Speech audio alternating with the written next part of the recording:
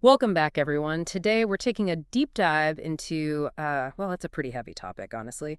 We're going to be looking at how Abkhazian identity was impacted by external pressures, especially during that whole Stalin-Beria period. It's a fascinating, but as you said, pretty unsettling period. Yeah. And we've got a ton of sources here, like scholarly articles, historical documents, even excerpts from books and online articles.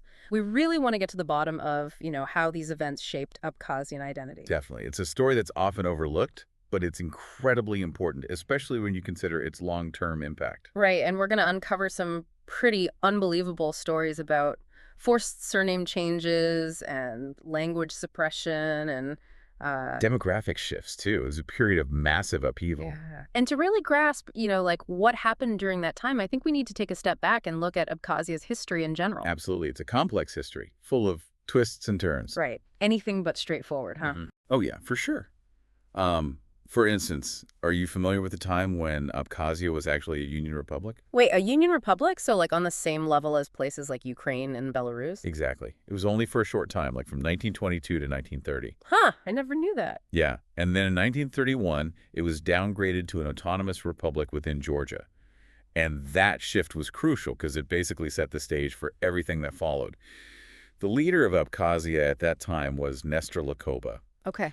and he was interesting. He managed to carve out a surprising amount of autonomy for the region. Like he resisted some of the Soviet Union's, collectivization and purge efforts. Wow, so he was kind of like a thorn in Stalin's side.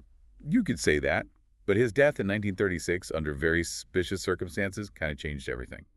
Suspicious circumstances, you say. Okay, this Lakoba guy seems like a pretty key figure here. What exactly happened to him?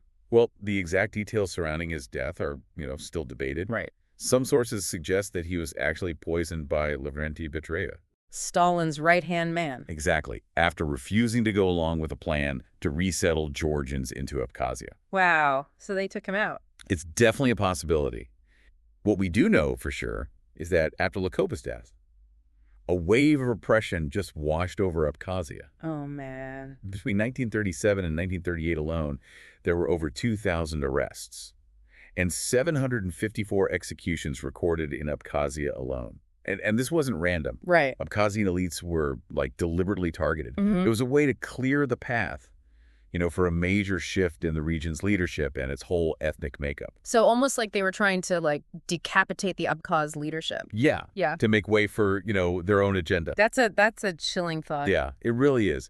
What followed was essentially a systematic attempt to dismantle Abkhazian culture and identity. Hey, I've read somewhere that, language is usually the first thing they go after when they want to control a population. Oh, absolutely. It makes sense. It's the foundation of culture, tradition, how we think, everything. So did they, ban people from speaking Abkhaz altogether? Well, it was more like a multi-pronged attack, really. Okay. First, in 1939, they forced a switch from the Latin alphabet to the Georgian script. That's messed up. And then between 45 and 46, they shut down all the Abkhaz language schools and forced Abkhaz children to attend Georgian schools. Wow, so those kids were being punished for speaking their own language. Exactly. And imagine having to try and learn in a language you don't even understand. Yeah, that'd be traumatic. It's a recipe for, not only disrupting education, but also creating this resentment and trauma that lasts for generations. Yeah, for sure. And it didn't stop there. Abkhaz publications, radio broadcasts, all banned. Wow. Even place names were replaced with Georgian ones. It was a deliberate effort to, erase Abkhazian culture from the public sphere. It seems like they were really going after, every aspect of Abkhazian identity. Absolutely, they were. But one of the most effective and kind of insidious methods they used was demographic engineering. They literally wanted to change the makeup of the Abkhaz population. Okay, hold on. What does that even mean? How do you engineer an entire population? Well, it was a calculated move to, shift the balance of power. In 1937, they created this organization called Abkhaz Peresilan Stroy, and their whole purpose was to build housing for Georgian settlers. Okay. And they ended up relocating tens of thousands of Georgians to Abkhazia, which drastically changed the region's demographics. Wow. And the placement of these settlements wasn't random. It was strategic. Strategic how? They were put near Abkhaz villages, often on land that had been taken from Abkhaz farmers. So it was like they were trying to break up the existing Abkhaz communities. surround them. Exactly. It's like suffocating Abkhazian culture by diluting it. Man, the implications of that are huge. Absolutely. Abkhaz people were increasingly marginalized. They lost their land, their language, their dominant position in their own homeland. It was like a deliberate attempt to just reshape the whole social and political landscape. Exactly. That's exactly what it was. This is starting to feel like a playbook for, like, cultural erasure. It really is. What else did they do? Well, on top of bringing in all those Georgians, they also deported other minorities. Like who? Greeks, Turks, further shifting the balance. Wow. And there's even some evidence that suggests that they were actually planning to deport the entire Abkhaz population. Deport the entire Abkhaz population? Are you serious? It's a chilling thought, right? Now, we don't have definitive proof that this plan was actually going to be carried out, but the fact that they even considered it is, well, it's disturbing. Yeah, it definitely paints a picture of a regime that was, like, completely intent on wiping out Abkhazian identity. It does. But you mentioned something earlier about forced surname changes, right? Can you tell me more about that? Yeah. This is where things get, really personal.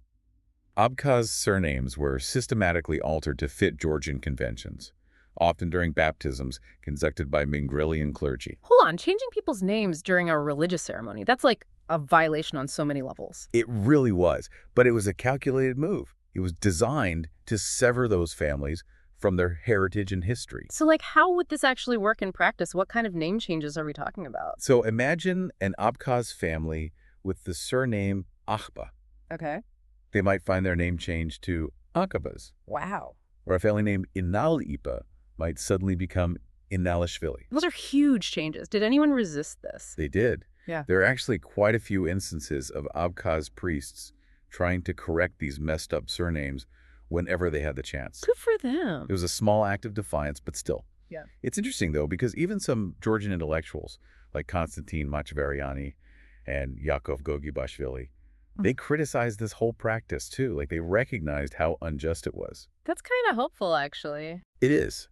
It shows that not everyone was on board with this agenda. Right. But these examples really illustrate just how personal this campaign was. It was like attacking the very core of Abkhazian identity. Yeah, for sure. It wasn't just about, like, politics and land. No, it was about breaking a people's spirit, severing that connection to their ancestors and their heritage. Those changes weren't just bureaucratic. They were like, they fractured family histories. Right. Eroded cultural memory, created this lasting confusion about people's true heritage. It's a wound that still affects Abkhazian society today. It's amazing to me how, even in the face of all that, that systematic attempt to just erase their identity, the Abkhaz people still found ways to resist. It's truly inspiring, isn't it? Like, despite all that pressure, they never gave up completely. Right. And you see their resilience, especially in how they clung to their toponyms. Toponyms. Yeah, those old place names. Particularly in the region of Samurzakhano, which is modern-day Gal district. Even when they were forced to use Georgian names, those Abkhaz toponyms, they persisted. So they were like hidden markers of their history. Exactly. It's like a secret code embedded in the landscape itself, a testament to their presence, throughout history. I love that, a secret code. And it's not just the place names. We see this resilience in how some Abkhaz priests actually defied those forced surname changes. They worked to, restore original Abkhaz surnames whenever they could. Wow, that's It amazing. was a small act of resistance, but still powerful. And remember, we were talking about those Georgian intellectuals like Machavariani and Gogibashvili. Yeah, the ones who criticized those policies. Their existence, it's significant. It shows that not everyone in Georgia was on board with this whole, assimilation agenda. Right, they saw how unjust it was. Exactly. They're willing to actually speak out against it, which, let me tell you, was incredibly risky at the time. It makes you wonder, what motivated them to take that stand. I know. Was it like a sense of fairness?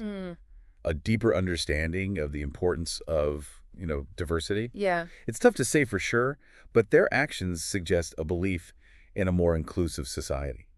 One that actually respects the rights of all its citizens. It's a glimmer of hope in a pretty dark chapter. It really is. Yeah. It's a reminder that even in the worst of times, there are always those individuals who choose to stand up for what they believe in. Absolutely. And speaking of standing up and speaking out, one of our sources is a letter written in 1947 by three Abkhaz intellectuals, Georgy Zazaria, Bagrat Shinkuba, and Konstantin Shakril. Have you come across this? Oh, yeah. This letter it's amazing. It was addressed to the Soviet authorities. And it basically lays out in detail, like meticulously, the systematic attack on Abkhazian culture and identity. Wow. Everything. The suppression of their language, those school closures, the surname distortions, the demographic shifts, they held nothing back. So they were really putting themselves on the line with this letter. They were.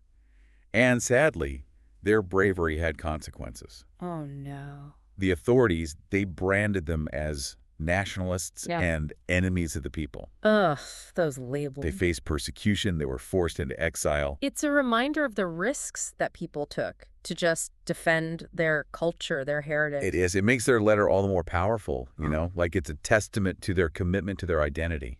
Did their letter have any impact, though? Like in the long run? Absolutely. This wasn't just a complaint. It was a declaration. It was a refusal to be silenced, Right. a demand to be recognized. Mm. And in a lot of ways, it foreshadowed the tensions that would eventually lead to conflict. You mean the Abkhaz-Georgian War? Exactly. The seeds of that conflict were sown during this very period. Okay, so how did this period, the Stalin-Beria era and all of its aftermath, contribute to the conflict later on in the 20th century? Well, the demographic changes they orchestrated, it really messed things up. It completely altered the balance of power in Abkhazia. I mean, all those Georgian settlers. Exactly. The Abkhaz people were understandably worried about becoming a minority in their own homeland. It's like that saying, demography is destiny, right? Yeah. Shifting populations lead to shifts in power, which often leads to conflict. And you can't forget about all those cultural and linguistic suppression efforts. No, you can't. It created this deep-seated resentment, grievance, anger, fear, distrust. It was a recipe for disaster. Yeah, it's no surprise that those tensions finally boiled over, especially when the Soviet Union started to fall apart. Right. The late 80s, you have the collapse of the Soviet system, the rise of nationalism. Yeah. It was volatile.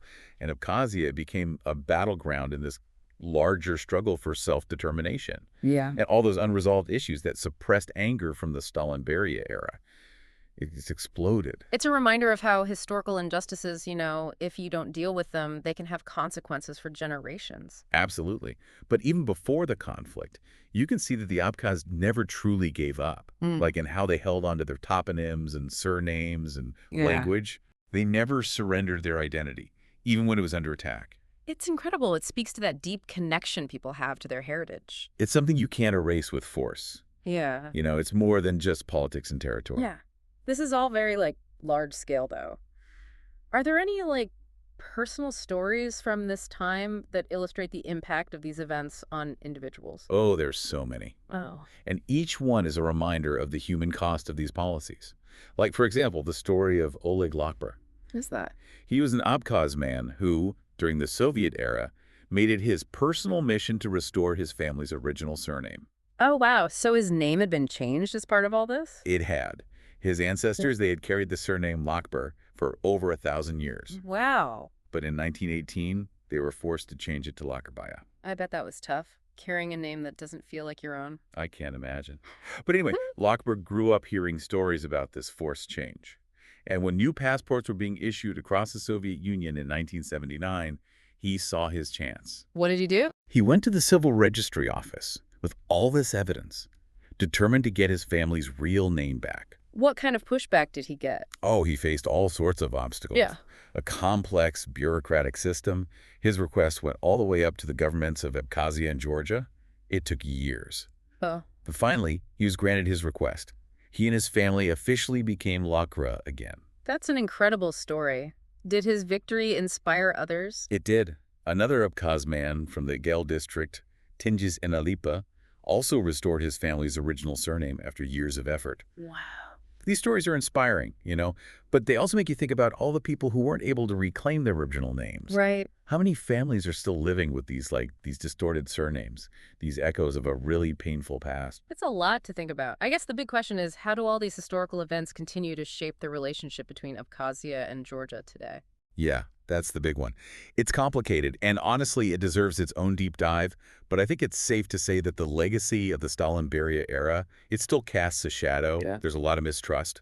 Right. The Abkhaz, they see this period as a time of oppression, attempted erasure, while many Georgians, they're hesitant to fully acknowledge, the extent of the injustices. So it's a vicious cycle. It is. Unresolved historical grievances fueling present-day tension.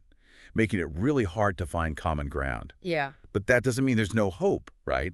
For- Acknowledging the past, even the painful parts, is essential. To move forward. Exactly. And that's, where these conversations come in. By understanding these historical events, by unpacking them, maybe we could start to, bridge those divides. One conversation at a time. One conversation at a time. But we're not quite finished yet. There's one more crucial aspect of Abkhazian identity we need to explore. That connection between place names and surnames, and the bigger picture of Abkhazian history. Okay, so we've gone pretty deep into this whole thing with, like, the pressures on Abkhazian identity and the ways they resisted. Now let's talk about, well, might seem kind of basic, but place names and surnames. Yeah, they seem simple on the surface, but there's a lot more to them than meets the eye. Okay, I'm listening. How can a name hold so much weight? Think about it, right? Like, place names, they're like almost like footprints in the sand. They mark the passage of time, the presence of people. Okay, yeah. And surnames, they're like almost like family trees, etched into language, connecting people to their ancestors, their roots. So it's more than just, like, identification. Way more. They tell a story. And in Abkhazia, understanding this hidden language of names, it's key to understanding their whole struggle for identity. Remember those forced surname changes we talked about? Yeah, where Abkhaz surnames were changed into those Georgian forms. Those were rough. They were. But here's the thing. A lot of those original Abkhaz surnames, they're still there, embedded in the place names of the region, especially in Samar-Zakano. Wait, so, like, those places became, like, secret keepers of Abkhazian history? Exactly.